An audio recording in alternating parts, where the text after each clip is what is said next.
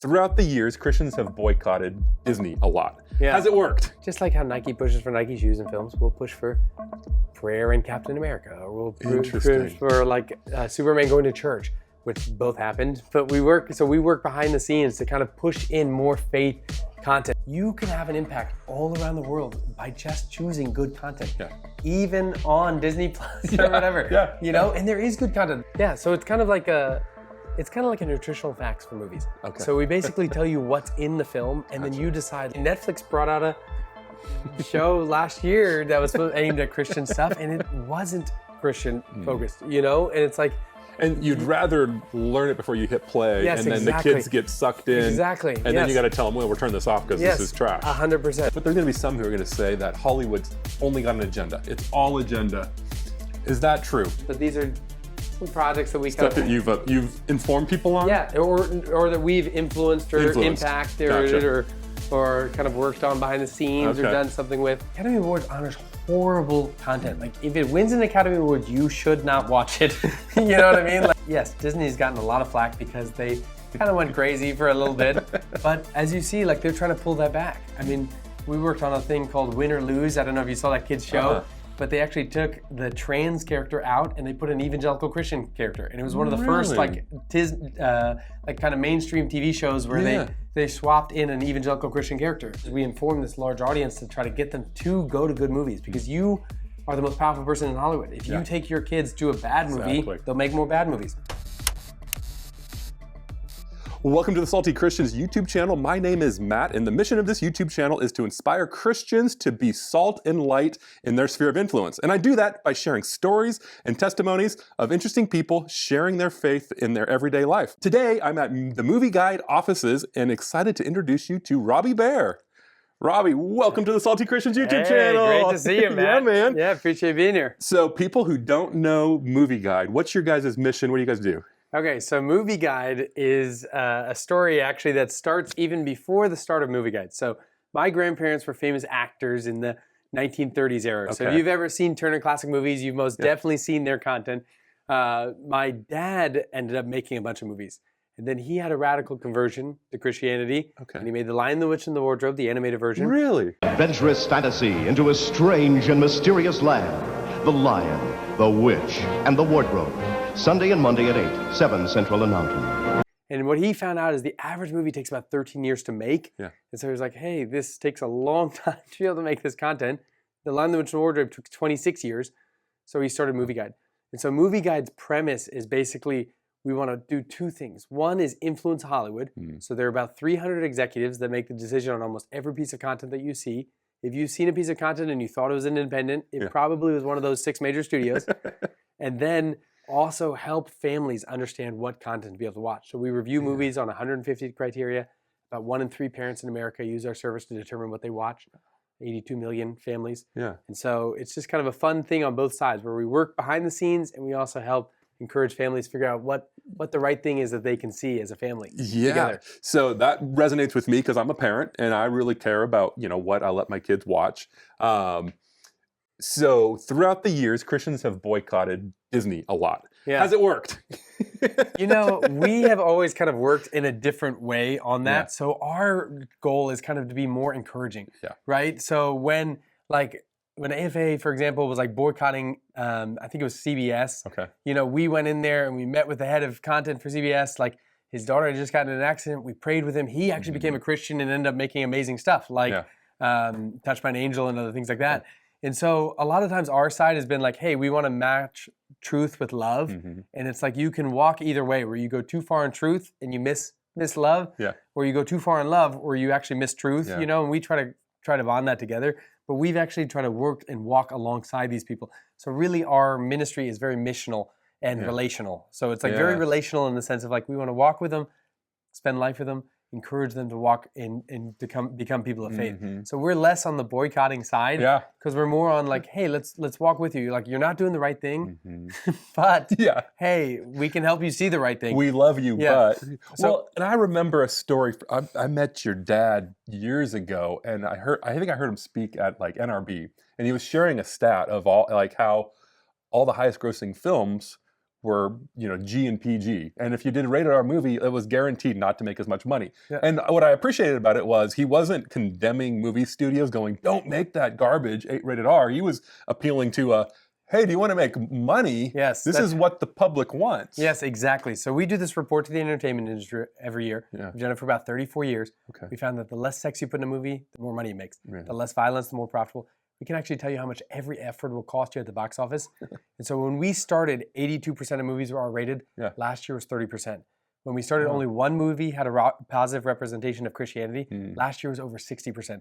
So we've seen a lot of change, and it really did start with that appeal on money. Like, hey, you can make more money doing good. I mean, I think that's the beautiful thing of the world is how God created this sort of natural system that doing the right thing actually does good. Amen. But we also try to walk with them and talk to them about faith as well. So the start is, hey, you can do better if you don't include foul language, if you don't include sex or whatever violence. But also, we try to walk with them on the faith thing, and we've seen a lot of people come to Christ through it too. Well, I'm sure you guys get to have some conversations behind the scenes that are just beautiful because it's amazing. They know your faith, but they also know you guys are there to help them. You're a resource for them. Yes, exactly. Yeah. Cool. Well, show me around here. This is your. So this is actually where we do and shoot a lot of interviews. We did over 300 interviews last year. Everyone from the Sylvester Stallones of the world to the Emma Watsons to the Chris Hemsworths. Wow.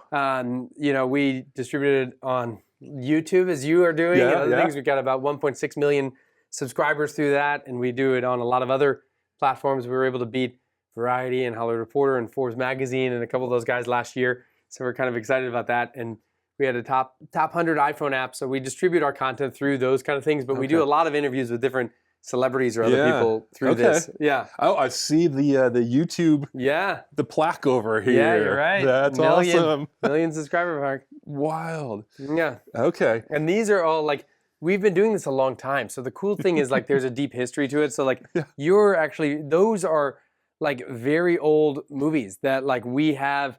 Maybe we have Tom Hanks for, one of the million things one of his in. very early movies or something like that, or whatever, or Jennifer Garner when she got her start or wherever. And so we have a lot of those sort of archival stuff. Yeah. A lot of it's in beta that doesn't matter as much anymore. Yeah, it's just more kind of a cool thing, and our kids don't know what that is. Yeah, and then we also, we do the green screen stuff and all that kind of fun elements in it. So, yeah, we do a lot here. A lot of content capture here. Yeah, a lot of content capture. We do almost about 8,000 pieces of content a year, coming up on 10,000. And you said 1 in 3 parents use your website. Yes, that's right. And so it's a review to be able to go and just kind of. Yeah, so it's kind of like a nutritional facts for movies. Okay. So we basically tell you what's in the film, and then you decide hey, this is good for my kid. So, for example, my oldest, he might be scared of this kind of thing, so I wouldn't show it to him. And maybe for your 15-year-old, they wouldn't care at all. You know what I mean? And so really we put it on the parent to decide. So it's not like a thumbs up, thumbs down. It's hey, this is what's in it. And then you say, yeah, this is something I would like to put in there, or no, I wouldn't like my kid to be able to watch this. So it's developed by 40 academics about over 40 years ago. So really, it's a process to help you understand how it all works. Oh, so we do a radio. This is actually how I met you in the radio world way back in the day. The sound is perfect in here. Nice. So we do a radio show. It's on well over 600 stations. I think it might be 700 stations now. I don't know the exact number. I should know it. But we do that. We also do audiobooks. We have about 34 different books that we do. And so we've been starting to do the audio books on those things. And kind of all those different elements. So faith-based media has really grown in the past 5-10 years. That's got to be exciting for you to be able to see the even for your father who started this, be able to see I know. It's so cool to be able to see that he's been kind of a voice in the wilderness. You know, he has tried against all odds, at the very beginning because he felt the call from God, and he didn't want to pull a Jonah, and he stood out there and he did the right thing. Came to Nineveh. Came to Nineveh. Yeah, he came to Nineveh. He didn't quit, and he just kept doing it. And just to be able to see that transformation over time, I think it really has been an incredible time. I mean, this is an incredibly crazy time in the industry, period. Do you know what I mean? Because there's a fundamental shift from people going to movie theaters regularly to people moving to the streaming world, and kind of what that all means. And AI. And AI too. I think AI is interesting because if you want to talk nerdy, like we can talk about this forever. Let's go nerdy. I may keep it in, I may not, but let's do it. Okay. So the thing is that like I think AI is probably a little less of a concern as people think.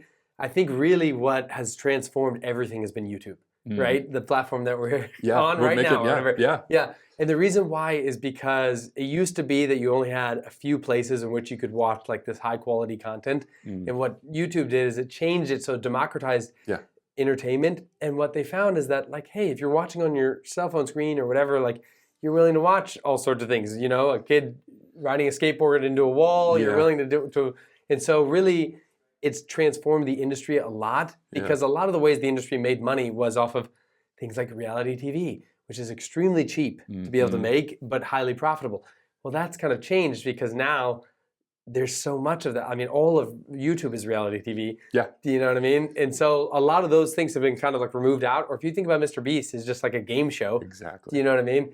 And so that's kind of changed the dynamics of the industry, which is interesting. And so really, it's in a crisis to try to figure out what's happening. Yeah. And I think they will. They're really smart, you know, ladies and dudes trying to figure it out. And one of the big things that they figured out on the streaming side is it's just TV. They put tons of ads in it, as you've seen. But it does open up the platforms to a lot more. I mean, if you see, like, we kind of engage with maybe a new faith-based service almost every week or two. Oh, you know really? what I mean? If people launching new streaming services or whatever. Because the cost of content has dropped a lot. Now, Hollywood spends about $104 million per movie that they make. Really? So it is a fundamentally different game when they're trying to make, you know, whatever, Spider-Man or anything, the Amazing Spider-Man. But it's still interesting how that's all changed, and we'll see kind of what happens on that, you know? Yeah, that's interesting. You mentioned the cost of that because like I'm a big fan of The Chosen, and I know that Dallas Jenkins is always kind of, you know, people criticize them on how much money they're bringing in. Yeah. But then when you remember like some of these episodes of Game of Thrones or whatever these big epic, you know, TV series are like 10 times the budget, and so as Christians. I read a book years ago called Roaring Lambs, and basically the theme of it was stop complaining about the art, the culture, the movies, go change it and do better. Yeah. And so as believers, I believe instead of complaining about it, go make better art, you know, because we do know that movies change culture. Yeah. And so, that's the premise of our organization. Exactly. But go ahead. The thing that's interesting on that is you're so right. I mean, even if you look at things, like Chosen, I think they spend like $117 million a year or something like that on and you're saying one movie out of Hollywood costs that. And this is like a eight series, you know, 8 shows per season or whatever. And it's just I think it's a cool, interesting time. I think as a creator, it's like an amazing time. I think it is changing the dynamics of stuff. So it used to be that I think it's making it so that there can be a lot of little creators all over that make a living for themselves, and maybe, I mean, even if you look at like Mr. Who's Your Boss, who has like $20 million, maybe he's got like 5 people working for him, so it's like enough for him and like 5 people to be able to do it. But it's not necessarily these mega corporations like it was where, you know, Warner Brothers or Disney has like 300,000 employees or whatever. You know, that's kind of changed a lot, and it'll be interesting. But it's I think it's an incredible time, and we've seen a lot, and I think Hollywood is really, they're figuring it out. And the thing is that, like, yes, Disney's gotten a lot of flack because they kind of went crazy for a little bit. But as you see, like, they're trying to pull that back. I mean, we worked on a thing called Win or Lose. I don't know if you saw that kids show, but they actually took the trans character out and they put an evangelical Christian character. And it was one of the first, like, kind of mainstream TV shows where they swapped in an evangelical Christian character. And so there's a lot of kind of content like that people are putting in and kind of focusing at the main stage, you know what I mean, where they want to be able to add more faith. And, you know, we just met with one of the major studios where they're adding a whole big faith division. And so a lot of these, I mean, Amazon's added a faith division, like all of these guys see it and are interested in it. And so it's kind of cool to be able to see what's going on with that, you know, and how that's growing. I just interviewed the Hollywood Prayer Network here, and they were sharing how Netflix is turned into one of the biggest buyers of Christian content also. The thing about Netflix, which is interesting, is they're willing to kind of have all content. So they might have the sketchy content in That's it. true. And that's the case with YouTube. You know, someone could be watching our video. We're talking about faith and film, and then the next video could be something that's totally, which is why I think it's important for discernment. And teaching our kids discernment. I'm glad that, But do you know one thing I think is cool on the YouTube side is that they will not monetize things with bad language or sexual content. So the thing is you can produce it, but if you notice, it's very rarely recommended to you because it doesn't make money. They will not put advertising dollars in front of it. And so that's actually it's almost changed. Self-moderated. Yes, it's like self-moderated. So like Interesting. most of the most successful content is, even if you look at Mr. Beast, like he doesn't even, I don't even think he uses the Lord's name in vain in there. You know what I mean? Well, another big YouTuber, Dude Perfect. Yeah, Dude Perfect or any of those things, because like primarily they want to monetize stuff that's available for the whole family. Yeah. This is our big bear. Come on, we got a big gold gummy bear over here. So we do a big award show every year. It's like a Golden Globe style award show that focuses on faith and family content. Yeah. And so we give out these teddy bears, which is based on an artist that actually hand blew it. So this is actually on the stage that people kind of get to see at the award show. Does the award look like this? Yes, it does. It does look like it. You'll see it actually in here if you're coming. Okay, I got to see this. So this is my office actually. So this is actually my grandfather. So he was known for a lot of different things, but classic Western. He was most known for his Western. So the thing about the old days of Hollywood, which we just came up with a book that you need to be able to get, but about his life. But in the old days of Hollywood, is they would own you by your name. So it was kind of like it was more like, you know how they trade sports stars or whatever.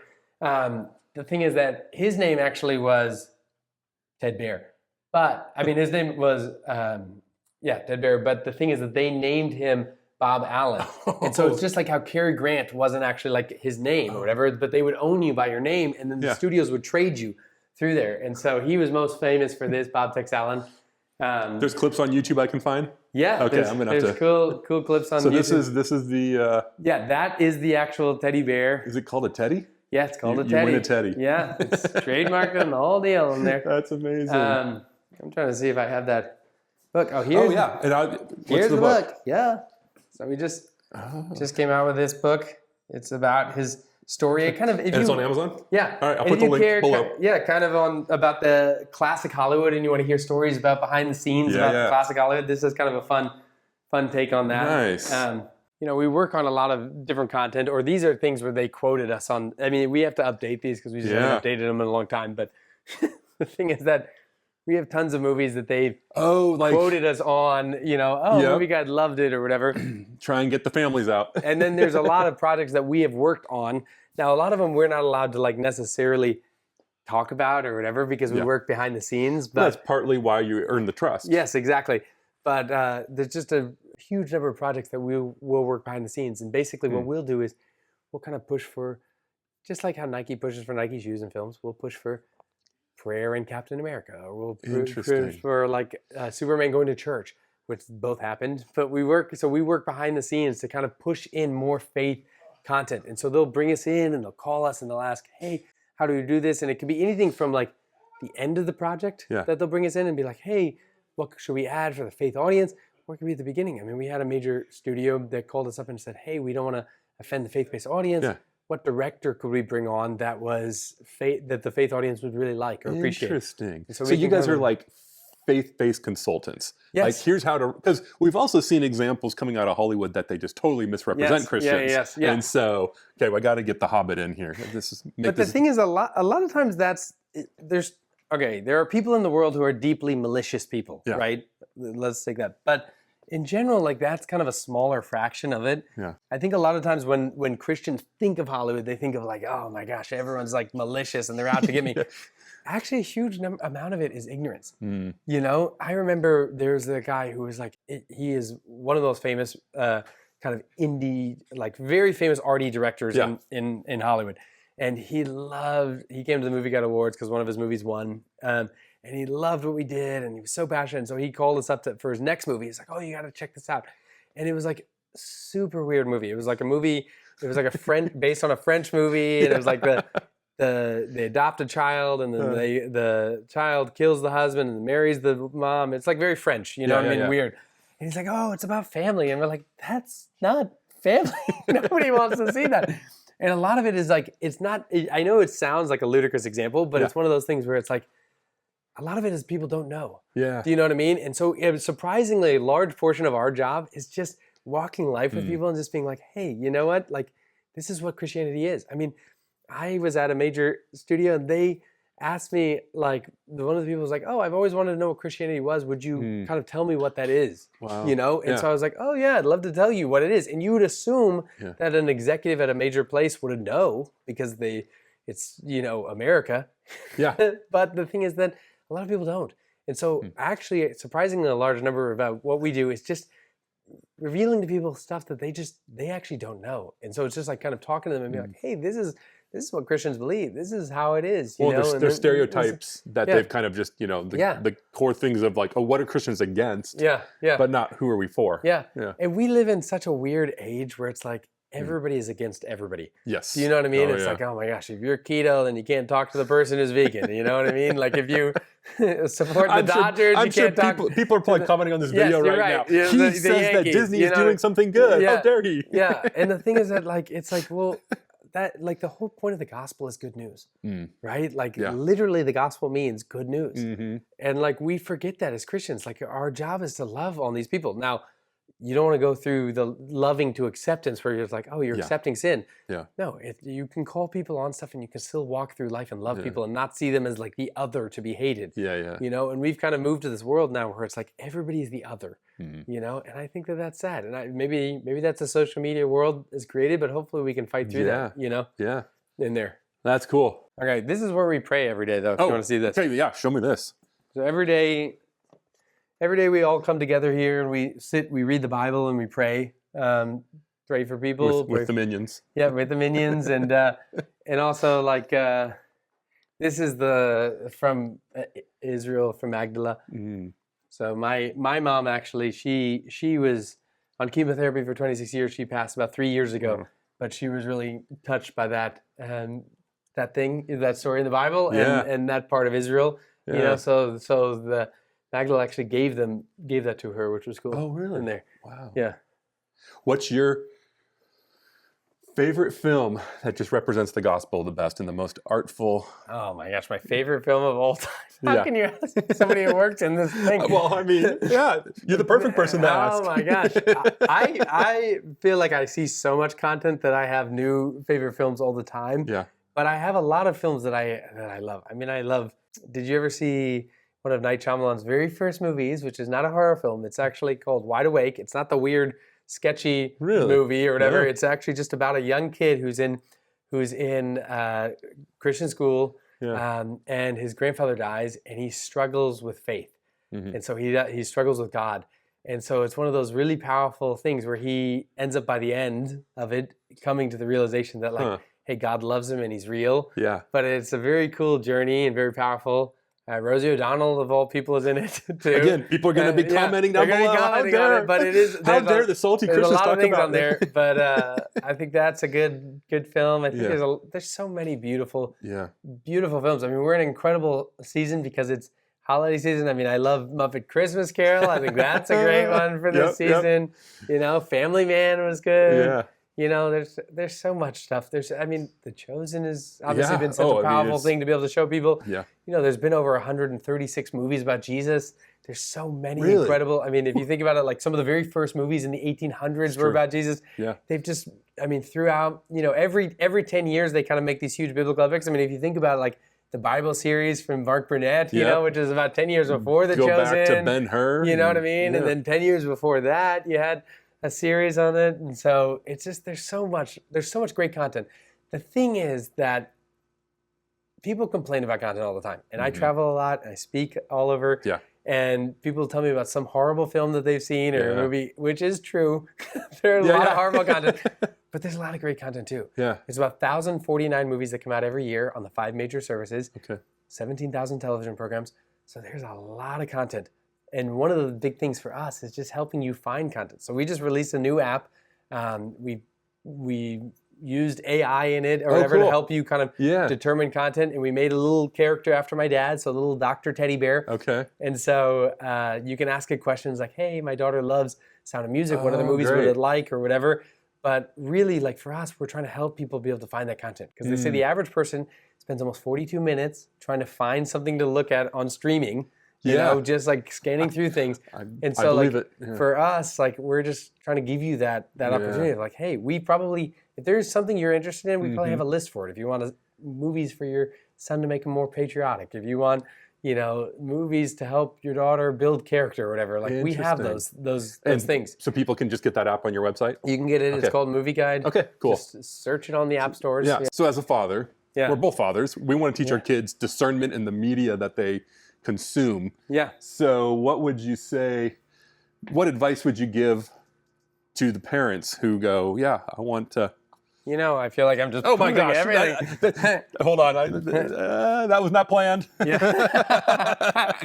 Well, the thing is that, so we actually have a lot of resources because this is like the premise of our ministry. So this is a very powerful book that takes you through practical tools that you can do with your kids. Okay. But a lot of it, there's just, here's some quick downloads if you don't want to pay $10 for this book or whatever. Go pay $10. The thing is that, or however the exact amount. Whatever's on Amazon. Yeah, but the thing is that basically a couple things. One is you watching content with your kids. There's a ridiculous amount of research that shows it actually changes the way in which they consume the content, just sitting and watching with them.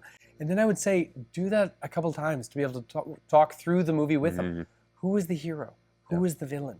How does it compare with Jesus? How does it compare with our biblical worldview? You know, start training that muscle. Start training that muscle because the thing is, you're not always going to be able to be there. And if you think about it, like Christians can often make the failing of either like, hey, we're never going to have any content ever. And then the kid leaves and they're like, oh, candy's pretty good. And then they just go splurge on horrible content or whatever. And so like the importance is to be able to teach them, hey, this is how you consume content and how you do it well. You know, like don't be obsessed with it. Don't be consumed with it. But understand, like, we have to vet everything with how it, you know, compares with the Bible, basically. And so this goes through, like, some more practical things to show you and teach you based on, again, academics that kind of go through the process. But that's what I love what you guys are doing, is it's not just obviously we appreciate it coming from a biblical standpoint. Yeah. But you also got to come from it from, like, just a human nature research. Yeah. So we have multiple PhDs on staff. It's one of those processes where we really care deeply about the process and how you learn through it. We want to provide the best thing for your kids, you know, to be able to grow up to be great people of character. Like for me, I just really care about my kids growing up to love Jesus and to be great people of character, you know? And so that's really the big thing for us. And we have a lot of different resources on that. What is that? More Christians, the worldview, the better the box office. Interesting. You know? More teddies. Yeah.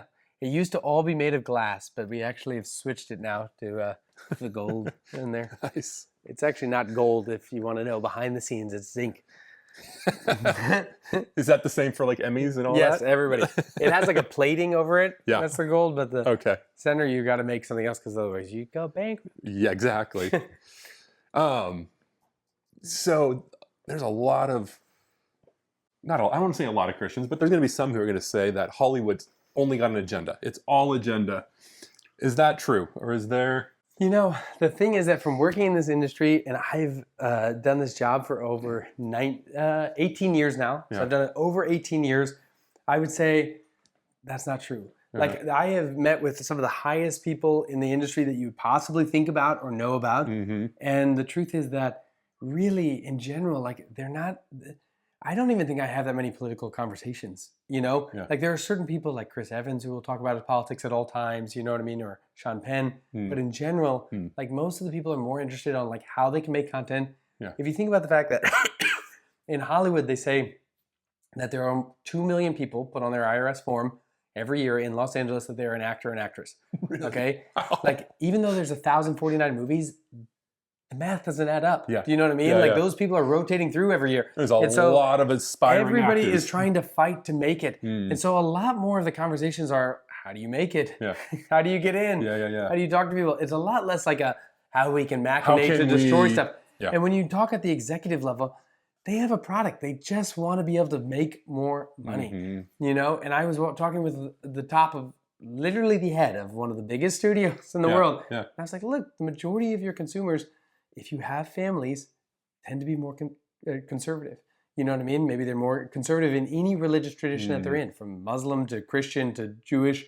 And so they understand that. They want to be able to make content that reaches those people. Now they've a lot of them have forgotten their way a little bit. You know what I mean? But you can see them kind of coming back a little bit on that. Yeah. They want to make money at the end of the day. And so for them, it's really like, hey, what is succeeding? And really the way that we come about it is, one, we show them how to make more money. Two is we inform this large audience to try to get them to go to good movies, because you are the most powerful person in Hollywood. If you take your kids to a bad movie, they'll make more bad movies. Yeah. If you watch a bad movie on streaming service, they will make more of those. If you watch a good movie, like you might think that you're clicking on something, doesn't matter. It matters a lot. Yeah. What you click on is what they make. Yeah. You know, and so you get to be able to make that decision. And so I think it's important for consumers everywhere to really care about the content that they're watching, the content that their kids are watching, because you are what they're going to make next, you know, and we can change it. Like, we can influence it. They care a lot about what content, because it's a lot less ideological than people think. Because as you're saying that, I believe that, like, the consumer, you know, same with, like, you go to the grocery store and you stop buying a certain kind of toothpaste, and if everybody does that, that's going away. Yeah. So in a way, it's a boycott. But, like, how do we do it in a way that's not done? But it's not so much a boycott as it is a choice. Okay. Right? Because, like, you can go to the supermarket and you can choose Coca-Cola, or you can choose Poppy, or you can choose sparkling water, or whatever. Do you know what I mean? And so if you say, hey, you choose sparkling water, then it's like, there's a reason why Coca-Cola just bought a sparkling water company, and Pepsi bought a sparkling water company. And it's like, if you're going to choose God-honoring stuff, or family-friendly stuff, or stuff without like excruciating violence or sex or whatever, they're going to make more of that. You're not necessarily boycotting like some horrible X-rated content. Yeah. You're choosing something else. There's a lot of content on the thing, and they're watching that. And so, like, your vote matters a lot. Well, every to your vote point, you make. Like, let's go Disney. Disney is the big example. So if you completely boycott or not watch every single Disney thing, it's actually worse. Worse versus if they put something good out, you go watch it. That's a signal for them to go make more of that. 100%. Like, if you just boycott it completely, then what sample size have you given them? Yeah. You've given people who already agree with a weird ideology. Yeah. And they're a huge behemoth. I mean, Disney is the most, like, well, now it's Netflix, but like they're the second biggest media in all of Hollywood. Like, they produce so much content that reaches people all around the world. Yeah. You can have an impact all around the world by just choosing good content. Yeah. Even on Disney Plus or whatever. Yeah. You know, and there is good content. There's maybe 50,000 pieces of content on Disney Plus or whatever. Like, you can find old content. You can find after 2000 or before 2020. But and you know what? Like, and choose those things. Or even like go to Win and Lose, you know? I mean, it's for much younger kids, but it's like, there's an evangelical Christian character. They put it in there. If that does well, they're going to do more of those things. They're going to be like, oh, yeah, let's put more evangelical Christian characters into this content, you know? And so you have a deep impact. And then the second thing we do, too, is that award show. Because the problem is that the other validator, the validator is money. The second validator is prestige. And the prestigious places, that's why we do the Movie Guide Awards. Well, to compete against... Celebrate what you want more of. To compete against the Academy Awards, to compete against Golden Globes. And I want us to be up there with it. And we're growing. We're doing better each year on it. But it's like, man, we honor the good. You know what I mean? Like, the Academy Awards honors horrible content. Like, if it wins an Academy Award, you should not watch it. You know what I mean? Like, it's bestiality. It's like, what's funny is, like, usually the stuff that wins, my wife and I are like, I've never even heard of that. Yes, you do not want to watch it. Like, in general, it is really bad. And you've even seen their ratings drop because of it. Yeah.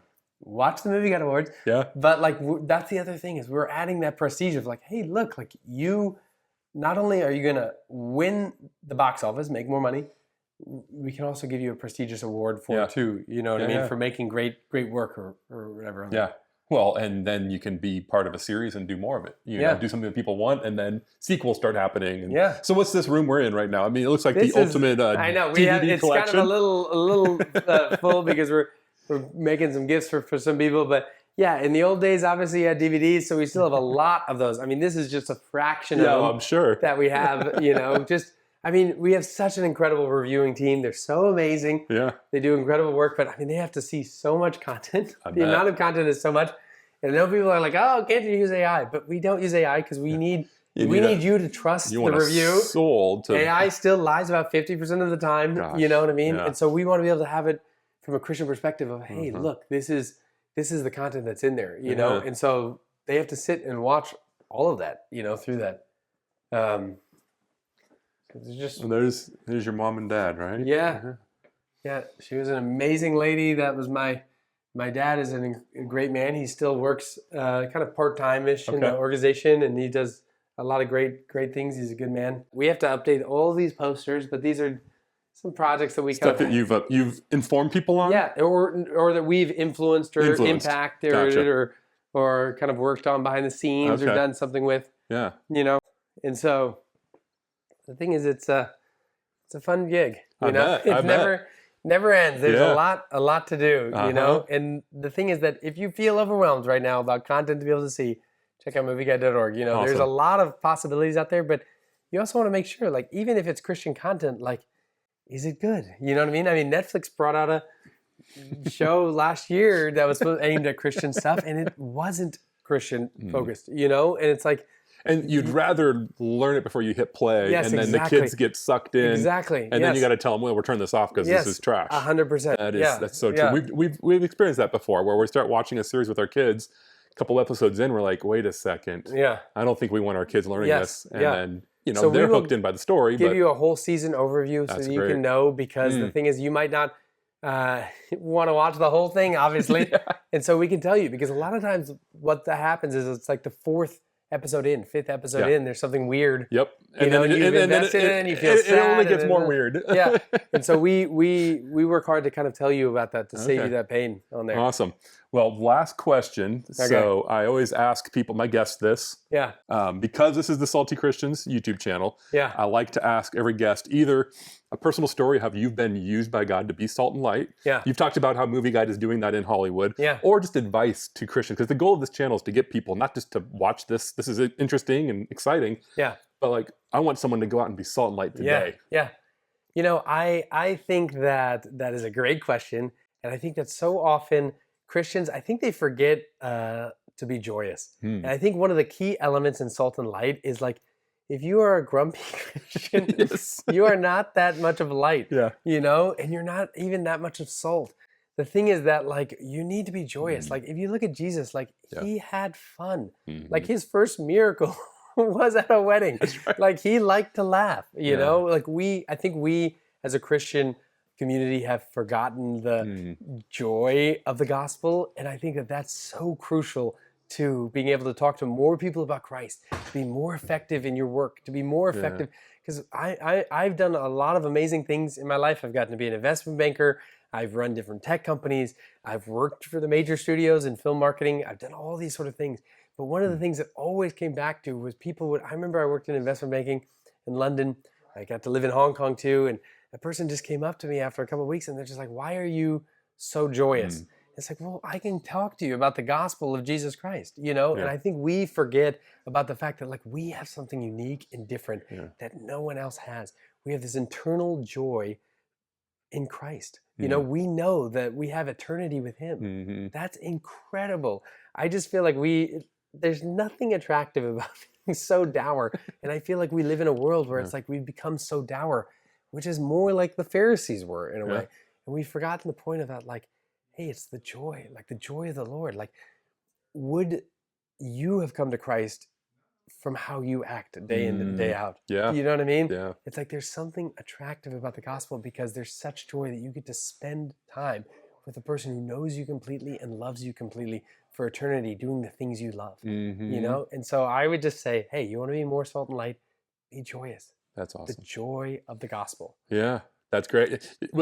So maybe I'm just thinking about films right now, but first thing that came to mind is I've seen in movies when someone walks into the bar and they'll say, I'll have what they're having. Yeah. Because the person's having a lot of fun. Yes. It's the same thing with what you're saying is I want to have what they're having because they got the joy written all over them. Yeah, we've forgotten that. Like, the world is crazy. Like, there is a lot of pain in the world. Like, I'm not saying being Pollyanna. There is a lot of hurt. But what is the power of joy? The power of joy is that we know there is a purpose and a plan to the world. We know that God has planned out our days. You know, and so in that we get to have joy. You know, the thing is that if you endure suffering or pain with no purpose, of course, that is hellish. That's horrible. But like knowing that there is a purpose to everything that happens to us, this allows us to have incredible joy, and we can spread that joy in a world that is hurting and in pain. Yeah. And you see that like revival is breaking out all over. Mm-hmm. You know, I saw this a couple of years ago, even in Hollywood, like more people coming to Christ, but you're seeing it everywhere. Really? Like, because there's something amazing about the gospel. We get to talk to people about faith all the time and get to walk with people coming to Christ and other elements. And I think it comes down to, if you want to be best salt and light, show God's joy. Yeah. And what I love about what you guys are doing is you're doing it in your sphere of influence. Yeah. You know, you guys are a safe place. You talked about right over here in this room, you got all these Hollywood stars coming in. And I'm sure some of them, I mean, they know you guys are Christians. Yeah. And they see the joy in you, and just there's opportunities there. And we don't have to go out of our way. We just have to be available. Yes. So, Amen. awesome. Well, thank you Love so it. much. Hey, thank I you for love what you having guys me. are doing. Appreciate Thank you. it. And I have to do a sign off. Stay salty, shine bright. Super cheesy, but why not?